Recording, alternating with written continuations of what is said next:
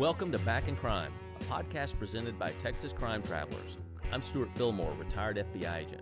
And I'm Todd Hiles, retired Secret Service agent. In this podcast, we cover cases we worked and some we wish we had. As lifelong street agents, we were where the rubber met the road. While the big guys were doing press conferences, we were interviewing the criminals. And because of that, we can take you inside these cases and under the crime scene tape. This is Back in Crime. Welcome, everybody, to Season 2 of the Back in Crime podcast. I can't believe we've made it to Season 2. Wow, we are no longer rookies. We are pros. I think Joe Rogan needs to watch out, right? Yeah, move over, Joe. Hey, what do you have for us today, Stewart? Today, we're starting off a 3-part series on the John F. Kennedy assassination. And we've delved into this before. We've done a couple of podcasts. We've done some TikTok videos on the Kennedy assassination. Right. I mean, people are interested in this. Let's face it. It is a fascinating case. No matter which side of the debate regarding a conspiracy you fall on, it's a fascinating case. It's something I've looked into personally myself out of my own interest. And this, what you're going to present is stuff that you have uncovered. Personally, have investigated it and uncovered this. Yes, and this is original stuff. This is stuff that has not been previously discovered. First time hearing this. First time hearing it. I think this is blockbuster stuff. For me, I think it's almost history changing. I know that sounds maybe a little braggadocious, but it's stuff that I really can't believe has not been found previously. So that's really incredible stuff we have coming up, and we're getting in that today. But first, breaking news. Yes. Just a few days ago, President Trump signs an executive order to release classified files on JFK. Yeah, I mean, the timing on this, couldn't be better. It's incredible. I think I've actually looked into this executive order that President Trump signed. It's not quite that's maybe a little simplistic to say that, hey, they're going to be released. That is the order, but there's a little nuance to it. Effectively, what the order does is commands the Director of National Intelligence to come up with a plan to release the files within 15 days. And we're talking about 14,000 pages of files. I'm not a big fan of anything being classified, honestly. You know, you and I, as retired federal agents, you were in the Secret Service, I was in the FBI. I understand a reason for an ongoing investigation that is not, something that is publicly released. Right. And we hear that all the time. In the middle of an investigation, their comments are pending the ending of the investigation. Sure. Yeah. So while an investigation is going on, no one's going to tell you what's going on. That's right. And there are valid reasons for that. Right. Although I think in some cases, even that has been maybe a little abused. Okay. Right. But there are valid reasons that during an ongoing investigation that things are not released publicly. Right. Okay. Fine. That's great. And I have no argument with that. And this JFK investigation's been over for 61 years. 61 years. There is absolutely no justification, especially considering the controversy that has stemmed from this. There's no justification for it whatsoever. And we don't know really why in the first place it was classified. Yeah. Now, again, maybe it's not FBI files that are classified. Maybe it's CIA files that are classified. Well, it's both. And again, maybe the CIA got information from a foreign intelligence service, and we can't break our relationship with them. Yeah. And mention this. So, but again, 61 years. This happened during the height of the Cold War.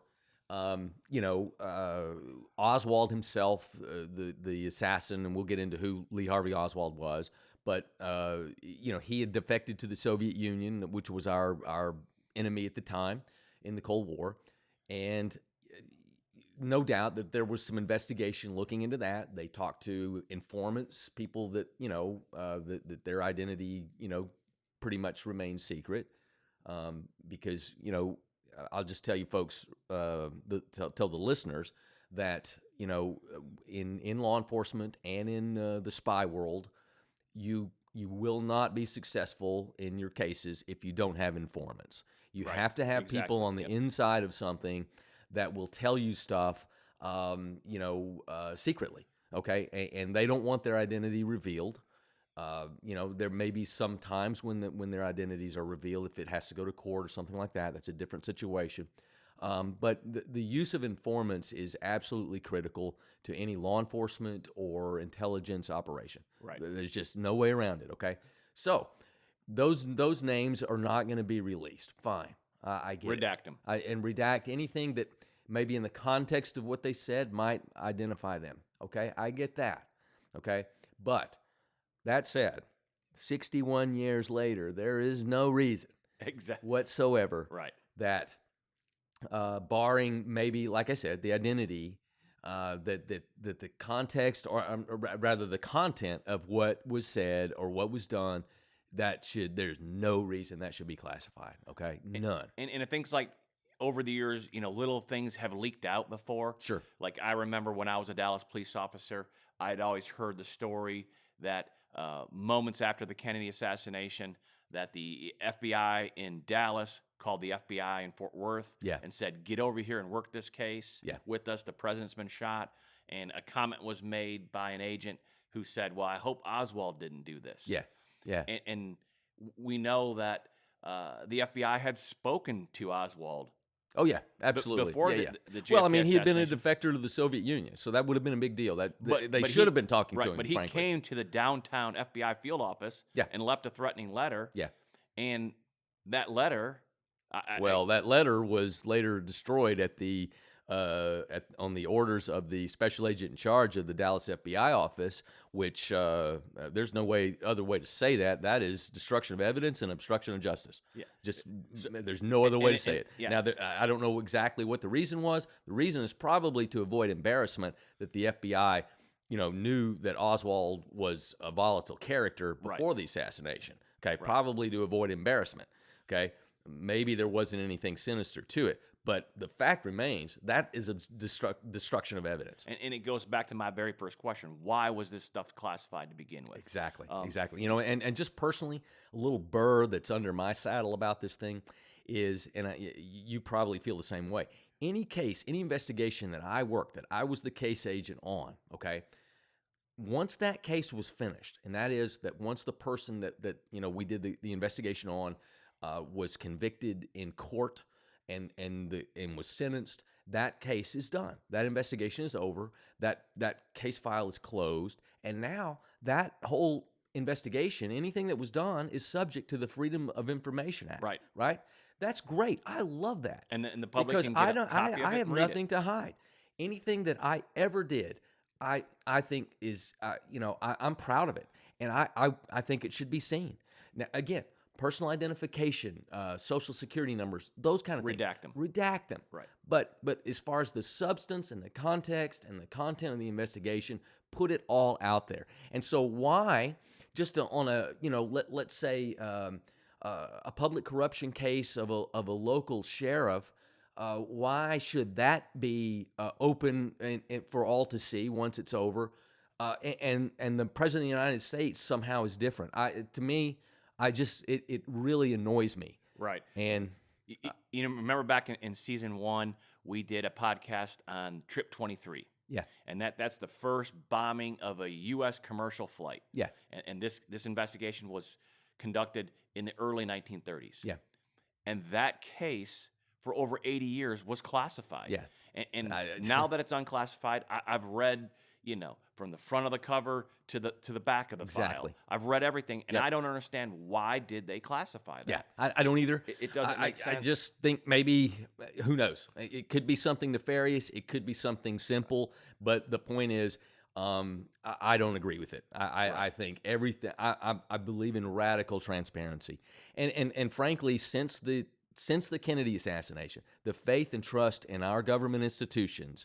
And at a time when you and I grew up in our generation, Todd, people pretty much had faith. If it came from the government, people accepted it and thought it was true and had faith in it. Okay, that is really no longer true. And I think a lot of that, the erosion of that faith and trust stems from the Kennedy assassination. Right. Exactly. So get this stuff out there. Let's release it. Let's figure this thing out. It's exciting news. It is exciting news. But more exciting than that is season 2. Season 2. So let's get to it. So like we mentioned, this is part of a 3-part, or this episode is a part of a 3-part series we're going to do on the Kennedy assassination. Now, this is going to focus mainly on ballistic and forensic evidence. For our listeners, don't forget that this is a 3-part series. Make sure you come back for episodes 2 and 3. Oh yeah, I mean, you trust me, they're going to come back. This is explosive stuff.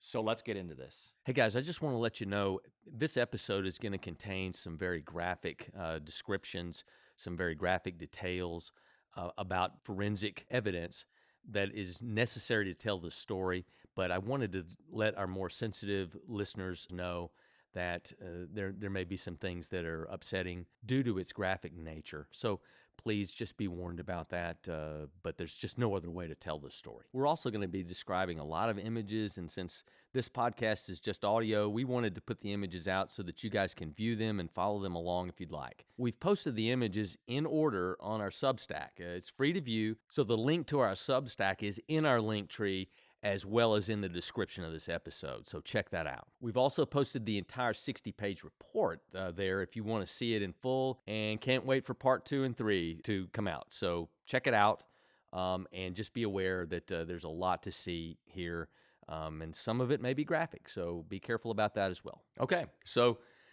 really what we're going to talk about today, and in this series, is some original research that I think very credibly points to the presence of a second shooter in Dealey Plaza that day. And when you say original evidence, this is an investigation really conducted by you over the last year. Yeah, and well, I've consulted heavily with you. You know I've run this stuff by you because one of the things you want to do as an investigator is maintain objectivity. You know, I don't want to get what's called a confirmation bias, where I put on blinders and I'm only seeing what I want to see, and then I get emotionally attached to, what I've found. I've really tried to, as I go along, to present, to talk to you about this and some other of our peers, to make sure that, hey, am I seeing what I think I'm seeing? Does this fit? Does this make sense? Right. So, yes, I've looked into this, but this is I'm standing on the shoulders of others. This is not just me. Okay. And we've done podcasts before on JFK. Sure. We've done TikTok videos, but in those we previously spoke about other aspects of the investigation conducted by other people. Yeah. So, like we said, it's a fascinating case. Right. But I really want to stress right now to our listeners that this is all brand new information, never been out there. It's the first time a lot of this is ever going to be talked about. Yes. Well, there's two specific things, two specific pieces of evidence that I'm calling it that have never been seen before publicly, that I believe I'm the first one to have found. Others have gone down the same path that I have and followed the same logic that I did, but they just didn't quite go as far enough.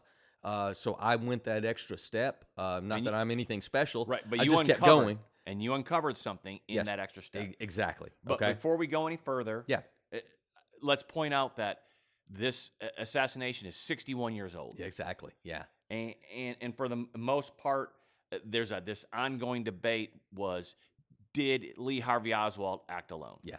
And was there a conspiracy to it? That's it. Was he the lone shooter or not? Yeah.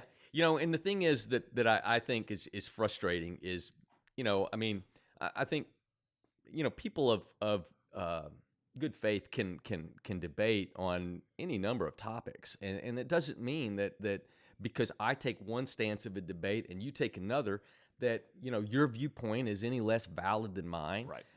It's just the nature of our world, an imperfect world, where, we all take different stances on things and we discuss these things. Right. But, the Kennedy assassination has taken on a very combative debate, if you will. Because it uses the word conspiracy. And that's what it boils down to. Right. Is, the word conspiracy theorist has become really a pejorative term, to diminish, to really question someone's credibility. If they dare to say, is there a conspiracy in this, or, oh, well, that's just a conspiracy theory, and that's just meant to shut it down right there. As soon as you say those words, exactly, then the debate is over. Right. And no one wants to hear anything more that you No, have to because say. you're a kook. You know, Right. you're Right. when, you're probably meeting Elvis and Marilyn Monroe later today. Exactly. I mean, that's clearly what's implied when someone says you're a conspiracy theorist. Okay? Exactly. And you know, I guess really I have to admit that I'm guilty of that myself. Right. That because that has become so entrenched in our language, in our culture, and I'm not immune from that myself. And frankly, I was always one that believed in the Warren Commission. I believed what our government told us. Well, before you mentioned Warren Commission, Yeah. So let's talk about that. Okay. So in the wake of the JFK assassination, Yeah. this Warren Commission is Well, it was the official investigation. Right. Okay. It was authorized by President Johnson. It was made up of 7 members. There were 4 from Congress and 3 that were. One was a former CIA director. They were, prominent people that really, I think many have described it like, maybe as a blue ribbon panel, Right. To investigate this thing. Right. Now they primarily use the FBI as their, For the investigation, to for the go out there investigation. and interview the people. Correct. And staff attorneys that were part of that commission. Right. So those 7 guys that were on the Warren Commission, they were part of some of the questioning of certain witnesses, but they were a tiny part of the actual day-to-day investigation. Right. But just to return just real quick, Todd, on the discussion about conspiracy, there have been conspiracies throughout the history of mankind.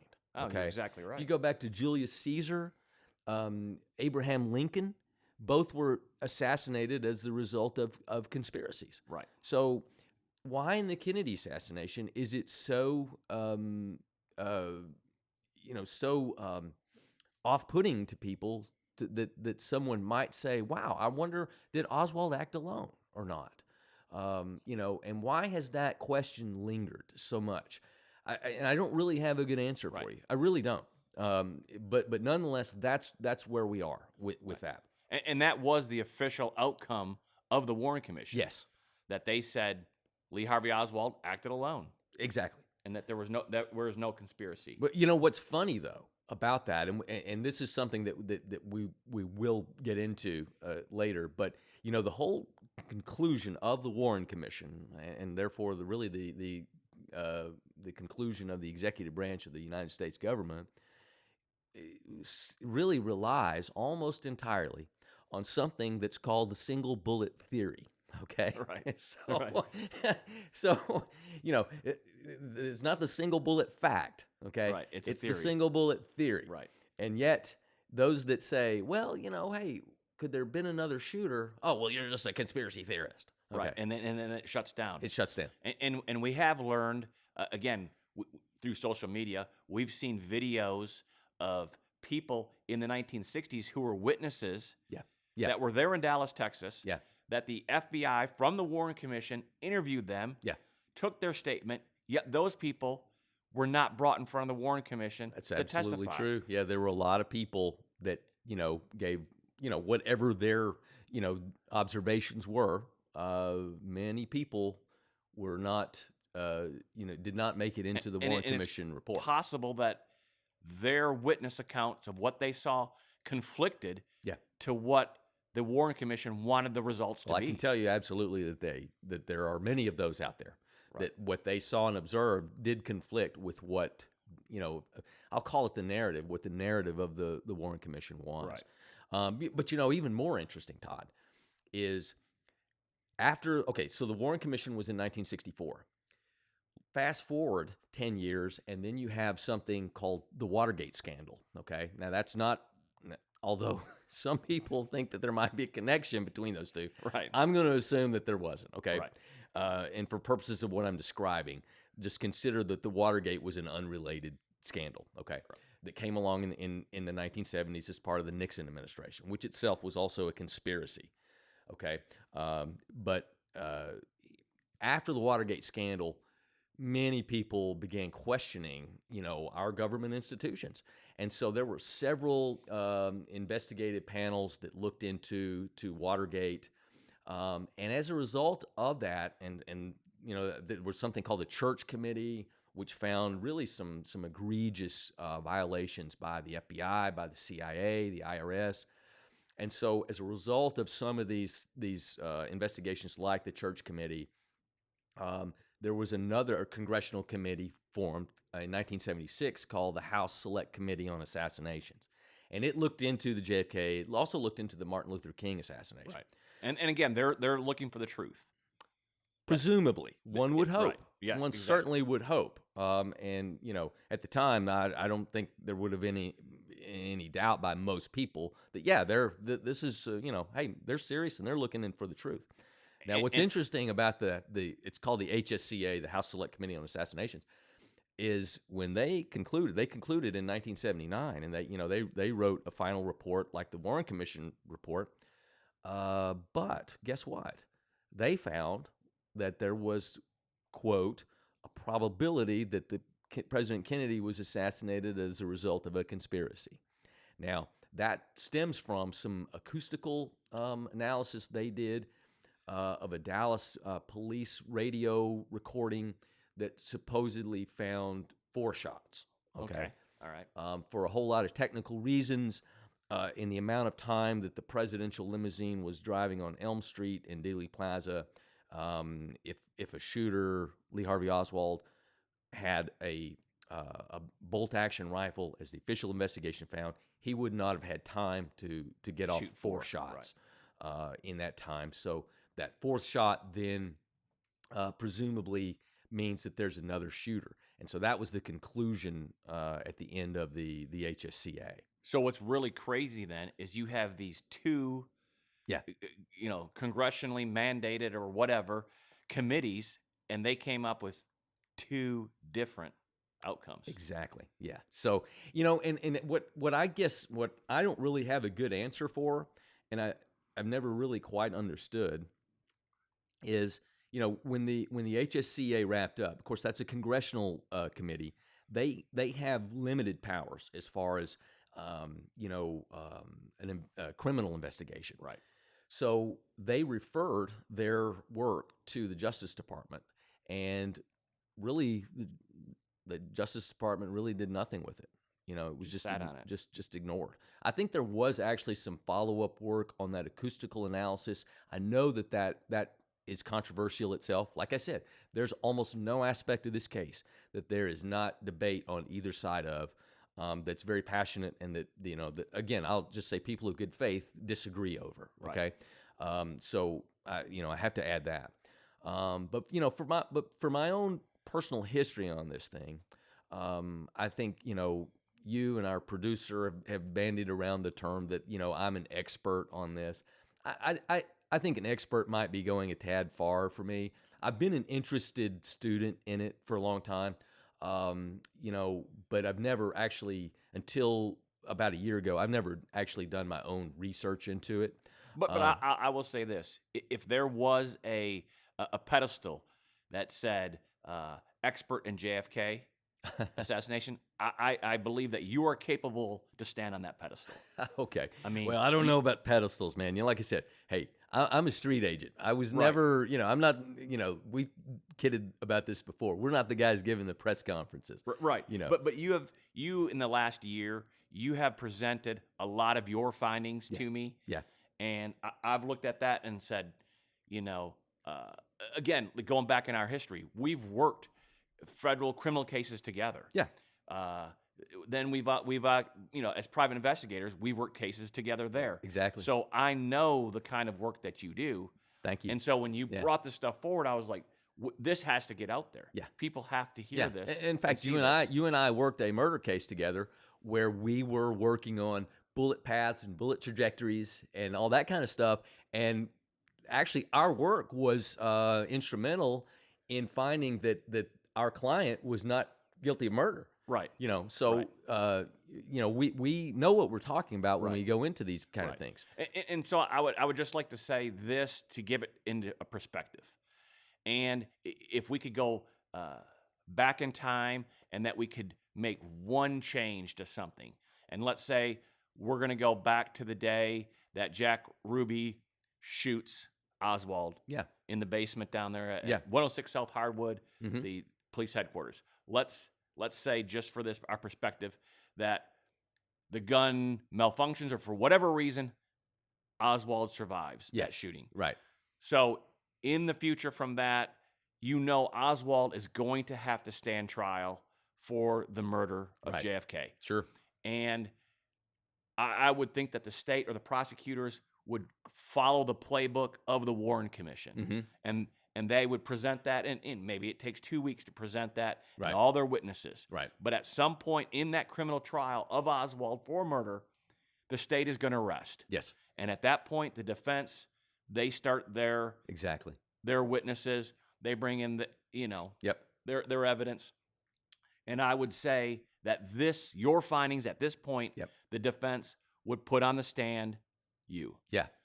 Well, yeah, and that's one thing that I think maybe if you want to be critical of the Warren Commission, you can't say that they weren't thorough. It's a very thorough. It's an 888-page report, and it's 26 volumes of supporting documents. Right. So I mean, It's huge.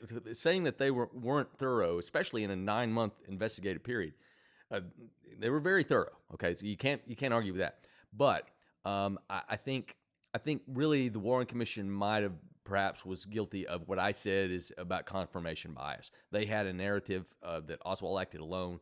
I think they settled on that very quickly, and that's what they went for. Right. The other thing missing from I think from their analysis and their work is what you get in a trial, and that is the defense's ability to cross-examine witnesses and analyze the evidence that's put forth, Right. and maybe present another viewpoint of it. You just basically, with the Warren Commission, you essentially just get the prosecution's viewpoint of it, and that's, I think, many people have pointed that out over the years, and I tend to agree with it. And like we said before, if there was something that conflicted with their outcome, They just that ignored it. They just ignored Yeah. it and moved on. Yeah, that's exactly right. So let our listeners know what started last year. What kicked off your investigation into this? Yeah, so I was like I said, I was a longtime believer, in the lone gunman conclusion, that is that Oswald acted alone. But in the late 1980s, I read a book by Jim Garrison. Jim Garrison was the New Orleans district attorney in the 1960s, and interestingly enough, he brought the only prosecution against anybody for the murder of President Kennedy in a trial in New Orleans that was in 1969 of Clay Shaw. And so Garrison wrote a book about that. And I will say there are some very interesting and compelling issues related to New Orleans. Lee Harvey Oswald lived there in the summer of 1963.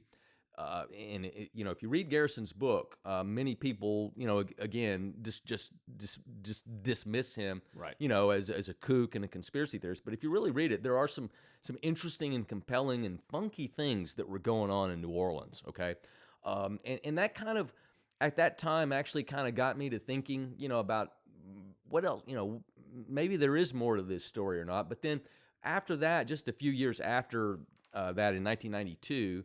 Gerald Posner wrote a book called Case Closed, which is also a very thorough book, well documented, that affirms the lone gunman conclusion. And that changed your mind again. And it changed my mind again because the way it was presented, Posner, I let me put it this way, I just bought it, okay, Right. and. So from that point on, I had a career, I had a family, so other things got in the way of, being able to really delve deeply into the Kennedy assassination. So I just kind of went on my way from there, and over the years, people, being an FBI agent, people are going to ask you those kind of questions, about the Kennedy assassination, about all kinds of things, but. When they would ask what I thought about, the Kennedy assassination, I always said, I really think that it is what it is, that Oswald acted alone. Now, that's where our discussions had always ended there, because I did ask you about JFK, and I've always asked you about D.B. Cooper. Yeah. But then now I know last year or 2 years ago, something Yeah. that you saw Well, really so- changed. Yeah, so it was just a TV documentary on Paramount that was called JFK: What the Doctor Saw. It was in the fall of 2023, so just a little over a year ago. And I'm a guy. I'm that demographic that if it's something on JFK or Wyatt Earp or gangsters, gunfighters, and murder and death and stuff, You're gonna watch I'm it. in. I'm in. So It's got your attention. Yeah, exactly. So I watched it, and what this documentary was interviews of 10 of the Parkland doctors that had treated President Kennedy on the day of the assassination. When, for our listeners that don't know, Dealey Plaza, which is where the presidential limousine was traveling when President Kennedy was shot, is just a very short distance from Parkland Hospital. Just a couple minutes. Yeah, and so when the Secret Service realized clearly there was a huge problem, they put the pedal to the metal and went directly to Parkland Hospital. Right to the emergency room. Which at the time was a very highly regarded trauma hospital. It still is. So anyway, this documentary interviewed these 10 of these doctors. I think there were maybe a total of about 15 doctors total that had various functions, during the treatment.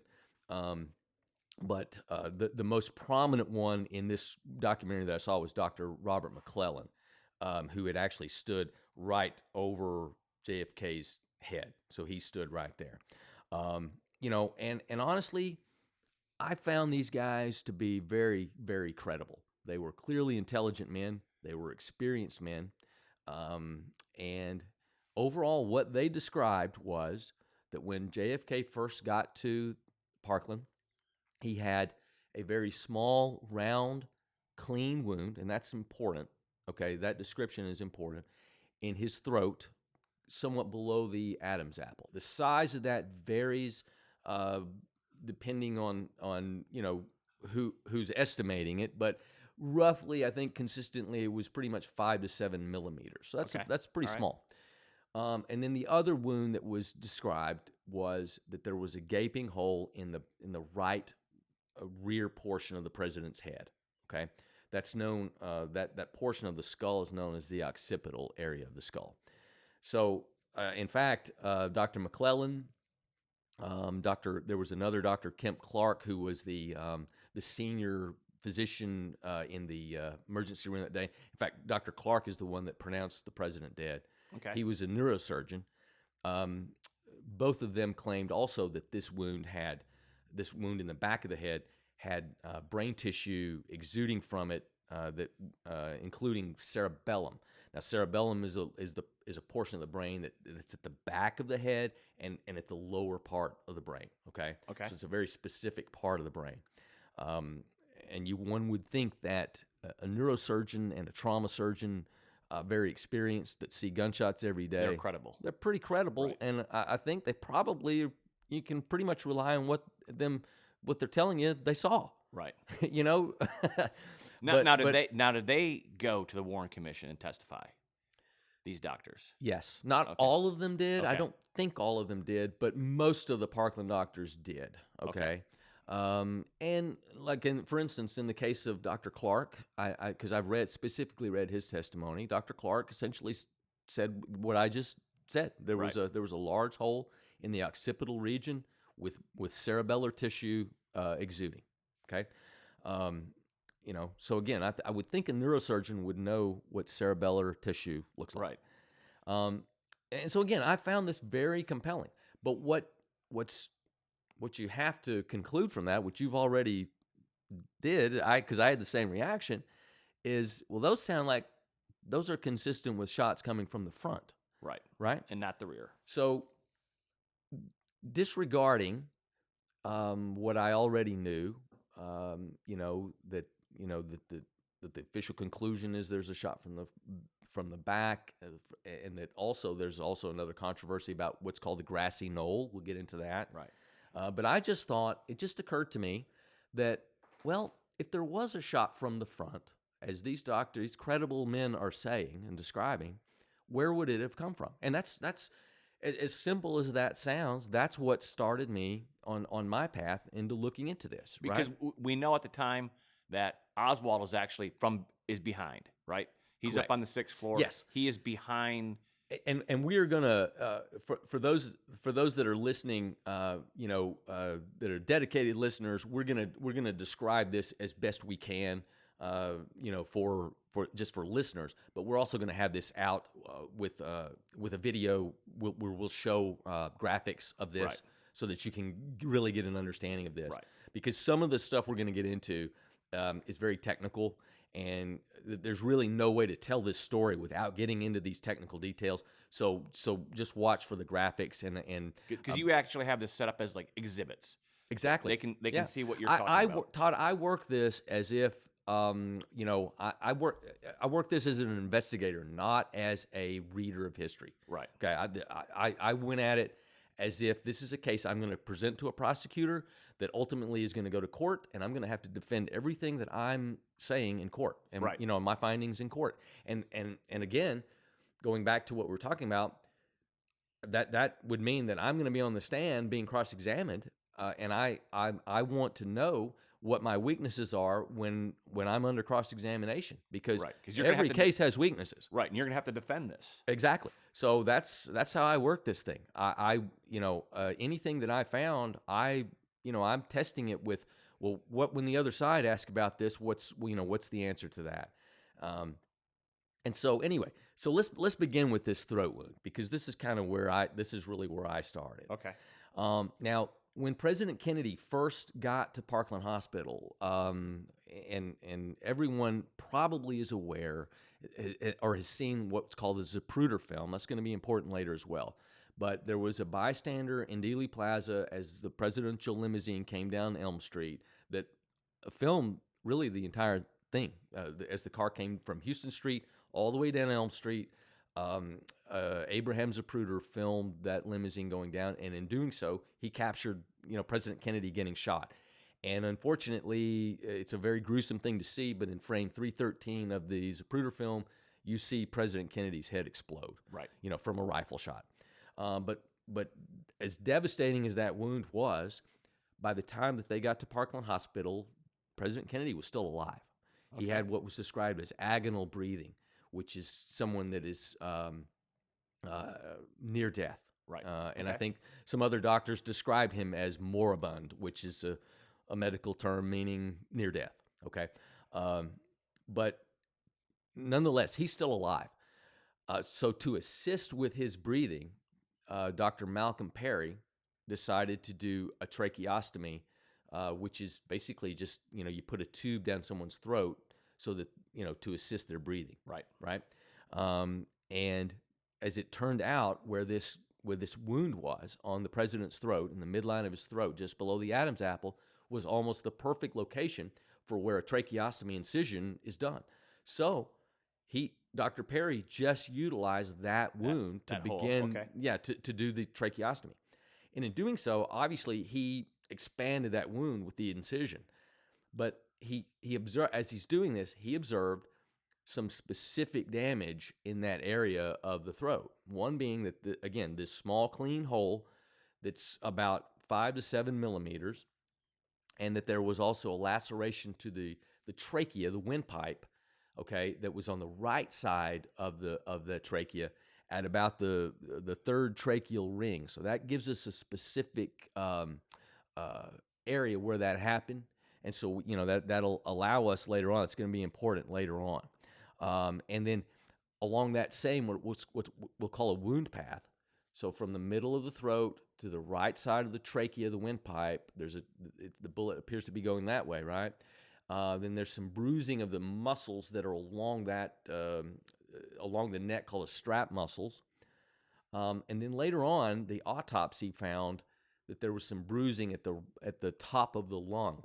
And I didn't know this until I looked into this case, Todd, but our lungs actually go up.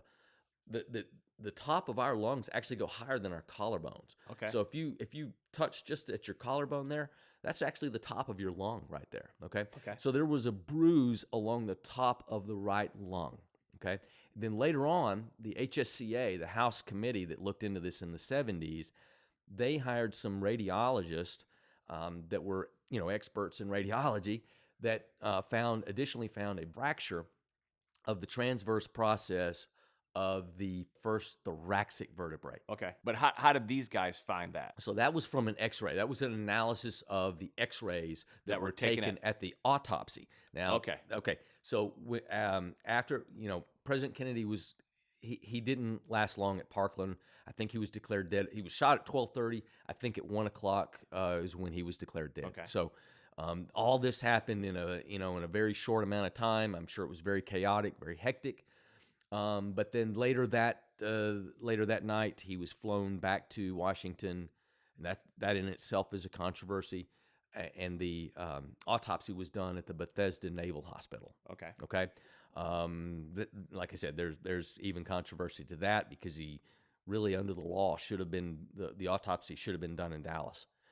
It was because at the time, the murder of a president was not a federal crime. Right. But murder was a state crime. Right. So it should have that autopsy should have been done in Dallas.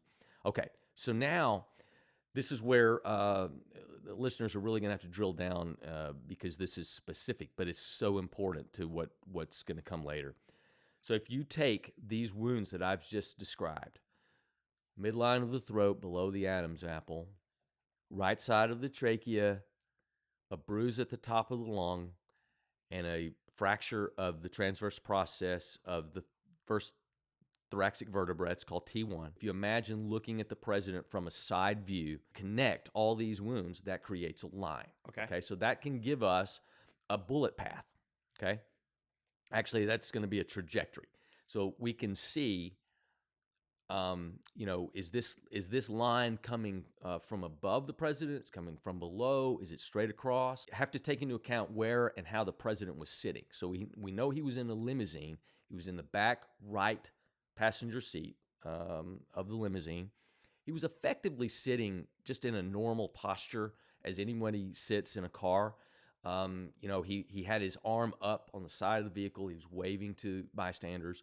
But for the most part, he was not leaning drastically forward or backward. He just had a normal upright posture. So and we can see all this in Zapruder's film. It's all in photographs, too, that other bystanders took. What I decided to do when I saw this documentary and the Parkland doctors and what they described to me sounded like shots coming from the front, and I just said, hey, where would the shooter have been? I decided that I'm just going to ignore the other stuff, and I'm just going to go on as if I responded that day to Parkland Hospital, and all I've got to go on is what these very credible doctors told me they saw. Okay. Right. And so that's where I started. So that's all I'm going on at this point. So I know then that the president was sitting up. And he's in a regular, normal posture. He's not drastically bent over.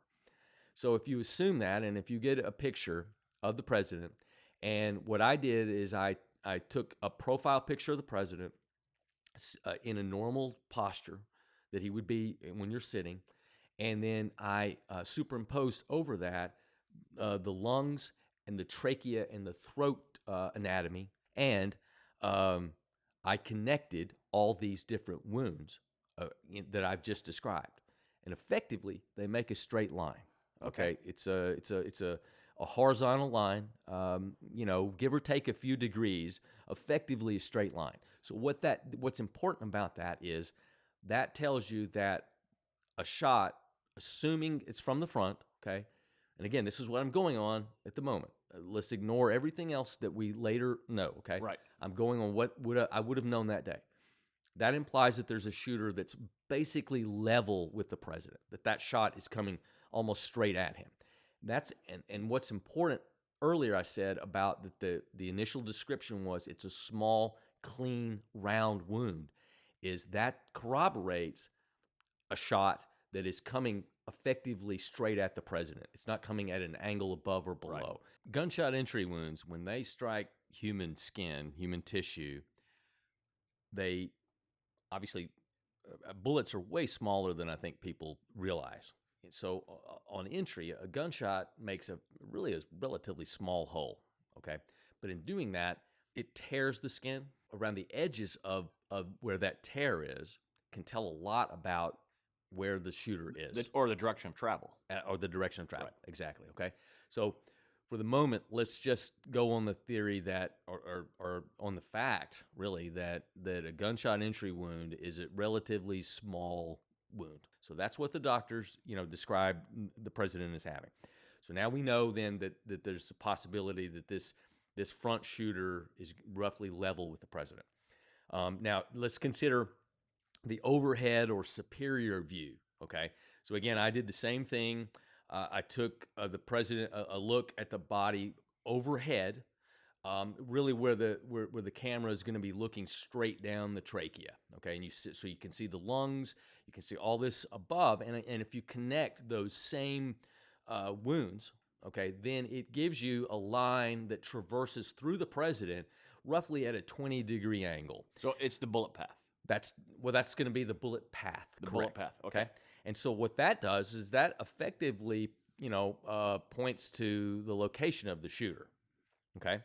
And so if, again, going back to where the president is, he's sitting in the limousine, and the limousine was approximately about 130 feet on Elm Street from the intersection of Elm and Houston. Okay. Okay. He was riding in the middle lane.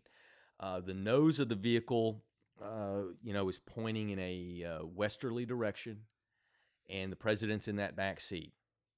So if you look at him, if you consider where he's sitting in the limousine, this line, this bullet path, if you will, points 20 degrees to his left. Okay. Okay. So for context, for many people that that believe there was a shooter on the grassy knoll, this points to the opposite side of Dealey Plaza than the grassy knoll. It'd be to the left of the limousine. Exactly. Okay. So what's the limousine looking at that point is something called the Triple Underpass, which was a railroad bridge that effectively ends Dealey Plaza. There's 3 streets that converge or that go under the Triple Underpass: Elm Street, which is what the president was on, Main Street, and Commerce Street. Yep. And these streets all kind of form this roughly kind of a triangle-shaped thing, and then the 3 streets curve and converge and all go under the Triple Underpass. So to the left of the Triple Underpass is something called the South Knoll. And the South Knoll is a mirror image of the grassy knoll. Okay. It's a hill that rises up above Commerce Street, whereas the grassy knoll Is above Elm Street. but they're right across from each other. So now let's go back. If you draw this line from the president, you extend that all the way. That line goes to the far northwestern corner of a parking lot that sits on top of the South Knoll. And that parking lot is for a building called the Terminal Annex Building. Now, again, in the layout of Dealey Plaza, where the Texas School Book Depository sits at the corner of Elm and Houston, the Terminal Annex Building sits almost due south of the Texas School Book Depository at the corner of Commerce in Houston. Okay. Okay. And so the parking lot for the Terminal Annex Building is west of the building and sits on top of this South Knoll. And to further pinpoint where this line points, it's about 15 feet south of where the Triple Underpass bridge ends. There's a wall on top of that bridge, and it ends. So I tried to figure out a way. Was there any photographic evidence that was looking that way, looking in front of the limousine, at or near the time of the assassination? And there was a photo that was taken less than a minute after the assassination. And it's a famous photograph, actually. I think most people have probably seen it. If they've ever read any books or seen documentaries about the assassination, you've probably seen this photo. It's called Cancellari Number 5. Okay. And it was taken by a UPI photographer named Frank Cancellari. And Cancellari, I think, was trying to capture the drama of the moment. There were some people on the ground, a young couple, Bill and Gail Newman, that were protecting their children because they were standing right by the just a few feet from the limousine when the president's head exploded. And so they were on the ground, realizing there's gunfire because there's no disputing that. And that's what I think Cancellari was trying to capture. So where is he at when he takes that picture? Okay, so he runs up on, I guess all along the right side of where the limousine would have been, the north side. I guess that's all considered part of the grassy knoll, but the part that goes down toward the triple underpass is really more technically the grassy knoll. knoll. But there is a grassy area that would have been to the right of the president, where there's a promenade, a decorative like concrete structure that's there, and there's a little kind of grassy area there. That's where Cancellari was standing. So he's standing up on this little grassy area next to this promenade, and he's looking to the his west. Camera to the west. He's looking kind of southwest. Okay. And so in the background of his photograph, you see clearly the triple underpass. You see the southern third of the triple underpass, and you can see all of the South Knoll. Again, like I said, if you extend that 20-degree line, it points to this northwest corner of the parking lot. If you take that Cancellari photograph and you zoom in close, sitting almost directly on that line, where that line would be, is a car. If you zoom in even closer, there's a human being inside that car. So it's a parked car sitting there. It's a parked car. Okay. And the way it's parked is its nose is pointing to the southwest. The passenger side of the car is effectively facing Dealey Plaza straight on. Interesting in that the car is where it's parked in this parking lot is the furthest point from the building. So if I'm going to that building and I choose to park here, I've got the furthest walk I'm going to have, that I could possibly have. You can see other cars in the parking lot, but this one is sitting, by itself. So, and again, there's somebody sitting in the car. Certainly is compelling enough of a human shape sitting in the driver's seat. And I remember where I was the day you showed this photograph to me. Yeah. And we talked about, my immediate thing was, how can the president's motorcade be driving by right then and somebody's sitting in a car? Yeah. Like, why aren't they outside their car? Yeah, exactly. Why didn't they walk down that grassy knoll to wave? Exactly. Why would you sit in your car? Why would you sit in the car? Now, mind you, this is probably a minute after the assassination. So, it could have been a spectator. It could have been someone that was outside their car watching and they just got back in. Okay. Right. So, that's a possibility. Absolutely. But what's undeniable is that this wound path that I constructed based on the observations primarily of Dr. Perry from Parkland Hospital, this wound path goes right to where that car is sitting. It's parked. Okay. Now, there have been other researchers that have followed this same line of thought and believe that a front shot, the ballistics and the forensics add up to a shot on the South Knoll. There's one researcher in particular named Sherry Feaster who effectively constructed a cone and said that that the shooter is in this cone. Right. Well, if you look at Sherry's work, this car sits right in the middle of that cone. So if she ever analyzed this photo and looked further to it, I don't know if she did, but I found this because I found her work as a result of my own, and I thought I cannot be the first person that has found this. Right. This is unbelievable. Right. No one has ever found this before. Okay. So now let's return to that lateral view that I've mentioned before about the wound path. Okay. And that is roughly horizontal.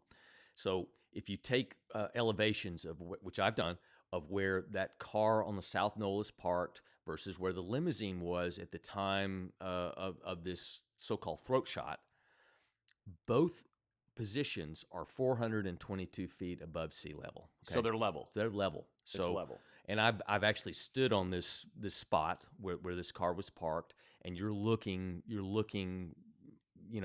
dead level at where that limousine would have been at that point. Okay, so that's consistent. Again, with these wounds, where this car is positioned, is if there's possibly a shooter in there, he's got a horizontal shot. Right. Okay. So one of the problems, though, that immediately that this brings up is this shot would have had to go through the windshield of the limousine. Okay. Again, I've stood on that spot. I've waited for a car to come through on Elm Street in that exact position where the limousine was. And you can clearly see that the line of sight goes, you can see right in the back seat. So if I have a scope on a rifle, I can get a shot to that person in the back seat. Right. But again, it's no coming problem through the windshield. It's got to go through the windshield. Now, again, shooting through a windshield is really no problem. You're going to pretty accurately hit what you aim at going through a windshield. Now, it may deflect upwards a little bit, upwards or downwards. There's a lot of factors on that, but for the most part, the bullet is gonna go pretty much where you aim it. Right. Okay. The issue becomes that a bullet, when it hits a hard surface like a windshield, a typical rifle bullet, which is, has a lead core with a copper jacket on it, is going to fragment or tumble when it hits something like that. So again, let's return to that wound that was described as small, clean, and round. That's typical of a gunshot entry wound. Now, if a bullet is tumbling, it's gonna make maybe an oval shaped or maybe an even oblong. A bullet could, in theory, hit you side on if it's tumbling, if it's yawing enough. Okay, and so it's gonna make an irregular shaped wound. If a bullet fragments, it's going to make more of a tearing presence to the wound. The edges of the wound won't be so clean. Okay? Right, won't be that clean. So circle. This is the dilemma here is you have effectively a clean entry wound from a non-tumbling bullet, non-fragmenting bullet, but it has to go through a windshield. So, could it be a special type of bullet? Yeah, could it be just a normal bullet that didn't fragment and didn't tumble? Absolutely. Right. Exactly. Because, there's an old saying, I'm sure you've heard it, in law enforcement, that bullets do crazy things. Exactly. And they do. There's no question about it. I'm just saying what's typical. I would expect that bullet to tumble or fragment. But again, staying consistent with what the Parkland doctors observed and what those wounds describe, this was a clean wound from a non-tumbling, non-fragmenting bullet. So I made the assumption that, well, could this bullet have exited? Because, if it didn't tumble, didn't fragment, then that tells me it didn't necessarily lose a lot of speed going through that windshield. So did it exit? Now, so what's the backstop? Okay, that's where you're going to get. That's where we're going to go, and this is where it's going to get really, really good. But let me just finish real quick about exit wounds. So typically, when a gunshot wound exits, it's going to make a little bit bigger hole. In some cases, it just depends on the type of ammunition, how an exit wound will look, and so we do know from later investigation that the president did have a gunshot wound to his back. Okay, now that's going to get into the single bullet theory. We're not getting into that at the moment because the Parkland doctors, because the president was on his back the entire time of the treatment, they never saw this wound on his back. Okay. So I'm just ignoring all that, and for the moment, I'm going to assume maybe that was an exit wound. Okay, and considering where this front shot might have gone, is there any evidence out there that would still be there? And on that path, if that 20-degree line that we draw connecting the wound path to the president and looking from an overhead view, that wound path then extends backwards, back toward, interestingly, the Texas School Book Depository, and more specifically to the southeast corner of that building. Okay, all right. That's exactly where Oswald's position was on the 6th floor. Now, that we're not considering the angle of that bullet at the moment. We're just clearly talking the path of it, looking from overhead, right? So we don't know how high or low the shot came, but again, the wound path is effectively horizontal. Right. So if I'm assuming that this is a front shot exit wound and I want to see where that thing exited, I'm going to go, look on this path. Also on that path is a big live oak tree that's in Dealey Plaza that was there at the time of the assassination. And now that live oak tree is still there. I didn't see any damage, any kind of bullet damage. I probably wouldn't expect to find any. A bullet is relatively small, right? And a tree, 60 years later, is probably going to recover from any scarring that would have been there. Right. So I didn't see anything on the tree. So I continued on that line, and it led me to the front steps of the Texas School Book Depository. And at the entrance there are 4 concrete decorative pillars at the entrance. There's 2 on each side. Each side of the entrance, yep. Exactly, okay? And so I'm just doing as an investigator would do, I'm looking to see is there any kind of evidence, any kind of indication that there would have been a bullet hit there. Right. And because to the my bullet amazement, has to land somewhere. It has if to it stop. Exited, it's going somewhere. Yeah, it has to stop. So to my amazement, This was on September 15th, 2024. I remember it well. I'm standing there, and I look up, and at 9 feet 6 inches off the ground, on the left pillar and on the right pillar, on the right side of the entrance, there are two clearly, to my eye, two bullet holes on the face of the Texas School Book Depository. And that's at the concrete pillar. Right. The concrete pillar. Yes. So, like I said, there's 4 pillars total, 2 on the right side, 2 on the left side, and there was a bullet hole in the right pillar. Okay, that would hit dead center, and on the right side pillar, there was a bullet hole that hit a little bit right of center. Okay, and this again is in that path of the bullet from this parked car. It's almost dead on the same line. Okay, so you have this wound path that draws a 20-degree line that, when extended, goes straight to where this car that was parked in the Cancellari photo, and if you extend that line behind the president, it goes right to the southeast corner of the Texas School Book Depository. Okay, and at that point, there are 2 bullet holes there. Right. Now, I've done an investigation where there was a shooter that caused some bullet holes in a very similar structure of a building, and I actually have pictures of that. We'll put that up. The holes that I know came from a shooter from a rifle are very consistent with what's seen. To what you've seen. And I think almost anyone would agree these are bullet holes. What's interesting is they're the way they're shaped. They're oval shaped, and if we remember that means that the bullet struck at somewhat of an angle. Even further, the long axes of these ovals points from 7 o'clock to 2 o'clock, meaning it came from below and to the left as you're looking at the building, which also is consistent with where this shooter might have come from. Now, the problem becomes that, where the elevation of these shots are. Remember, I told you they're 9 feet 6 inches off the ground. Well, the elevation of street level at that point is 428 feet. So you're already 6 feet above where the South Knoll car is, and then you add 9 feet on top of that. That's a 15-foot miss. Right. So it's inconceivable, really, that he would miss twice, 15 feet above the. Plus, there were people standing there on the day of the assassination that probably would have seen or heard bullets striking the building. So there's no indication of that. So I have to then, following the evidence, I have to assume that these happened, at some other point. Right. So I checked with the Dallas police to see if there had been any reports in the intervening years of reports of gunshots or hooliganism. Right, people firing at the school book depository. Exactly.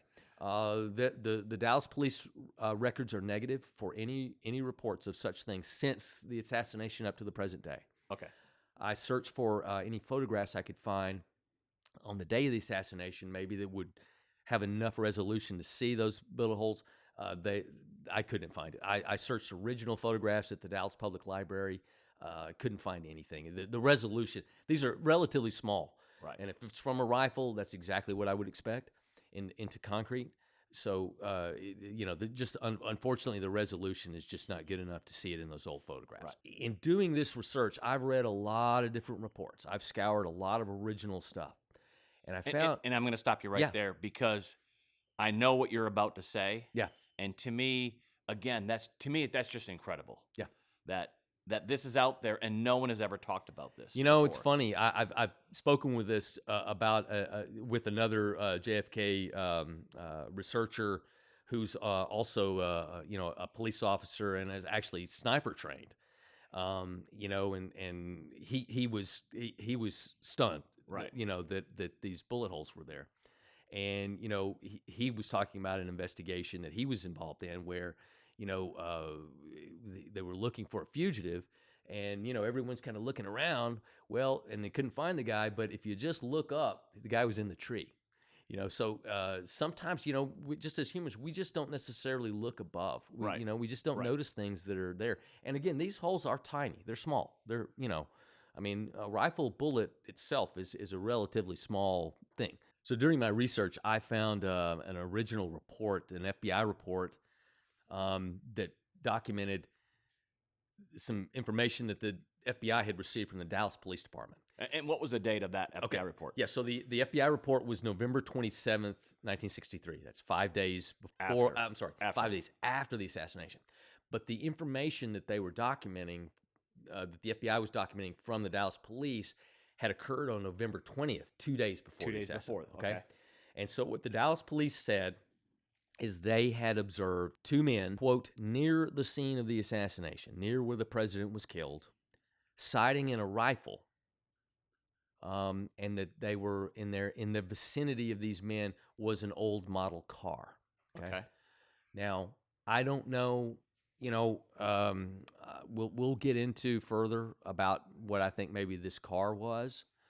Okay. But what I think maybe what might explain these bullet holes is if you had someone that was going to take out the president, that is a very serious endeavor that I think if you're going to do it, you're gonna make sure that everything is working properly. Right. To include sighting in your rifle.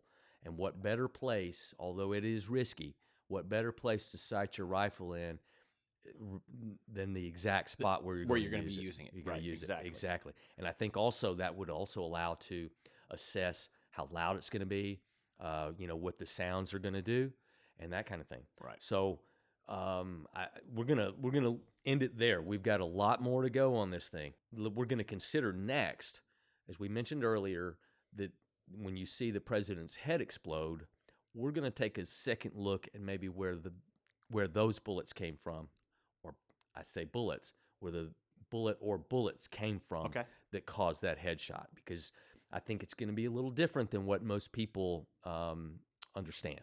And that's coming in part 2. That's coming in part 2. So check back in with us, guys. This is important stuff. And as always, everyone, thank you for listening.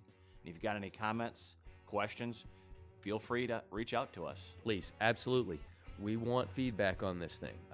One of the things I mentioned earlier, I want to make sure that I'm being objective and that I'm following this properly, and that I don't want to make any mistakes. Now, I know there's controversy on this. This stuff is unique, and it's very hard to explain. Hey, if you enjoyed this episode, please share with your friends. This has been the Back in Crime podcast presented by Texas Crime Travelers Todd Hiles and Stewart Fillmore. We are the executive producers. Grace Hiles is the producer and director. Theme music composed by Eddie Bandus. Follow us on TikTok, Instagram, Facebook, and our YouTube channel at Texas Crime Travelers.